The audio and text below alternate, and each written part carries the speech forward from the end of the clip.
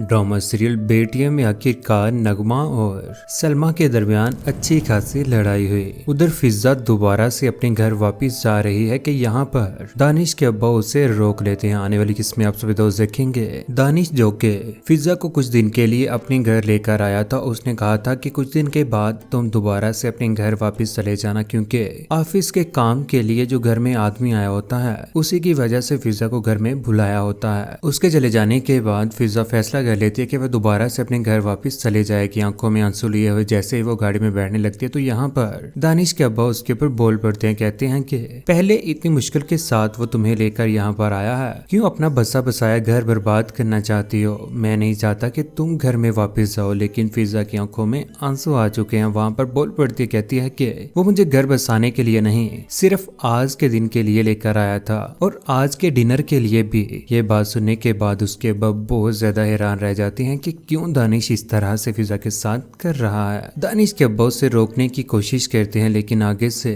फिजा बोल पड़ती है। कहती है कि और इस वक्त जाने का हुक्म भी उन्होंने ही सुनाया, बेहतर होगा कि आप मुझे जाने दें। फिजा के घर चले जाने के बाद दानिश के अब्बा दानिश के ऊपर टूट पड़ेंगे और कहेंगे कि तुमने ऐसी हरकत, नीच हरकत क्यों की, मुझे तुमसे जरा भी इस बात की उम्मीद ना थी। दूसरी जानिब नगमा सलमा के ऊपर टूट पड़ी है। कहती है कि सही पटिया पढ़ा रही हो तुम लड़कियों को, अगर बजाय इसके के इनके लिए कोई रिश्ते देखो, भाई साहिब का बोझ हल्का करो, उल्टा तुम उसी रास्ते के ऊपर चलने की तलकीन कर रही हो जिस पर इसने चलकर हमारी इज्जत की धज्जियां उड़ाई हैं। लेकिन यहाँ पर सलमा मामी भी बोल ही पड़ती है।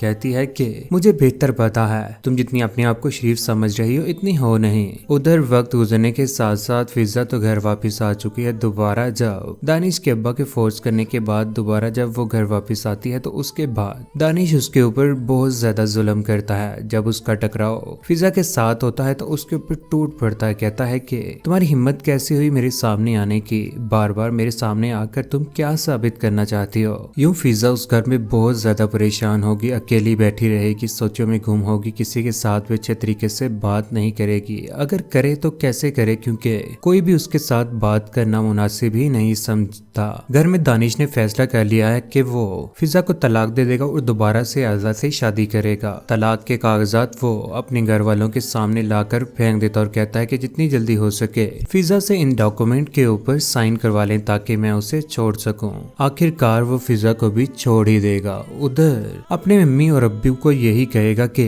वो आयजा के साथ शादी करना चाहता है। यूं उसकी शादी आने वाले वक्त में आयजा के साथ भी कर दी जाएगी। लेकिन ये बात जब साद को पता चलेगी तो आंखों में आंसू लिए हुए वहां पर पहुंच जाएगा। लेकिन बहुत ज्यादा देर हो चुकी होगी, क्योंकि उससे पहले ही आयजा और दानिश का निकाह हो चुका होगा। इस बार साद भी उसे कुछ न कह पाएगा, खामोश रहेगा, उन्हें देखता रहेगा। आयजा भी उसे देखकर हक्की बक्की रह जाती है। लेकिन कौन कौन खुशियां दोबारा से आयजा दानिश को मिल गई, लेकिन फिजा का भी दुख किस किस को है। नीचे कमेंट सेक्शन में अपनी कीमती राय का इज़हार जरूर कीजिएगा। चैनल को सब्सक्राइब करने के बाद बेल का बटन जरूर दबाइएगा। अपना ख्याल रखिएगा, दुआ में याद रखिएगा। अल्लाह हाफिज।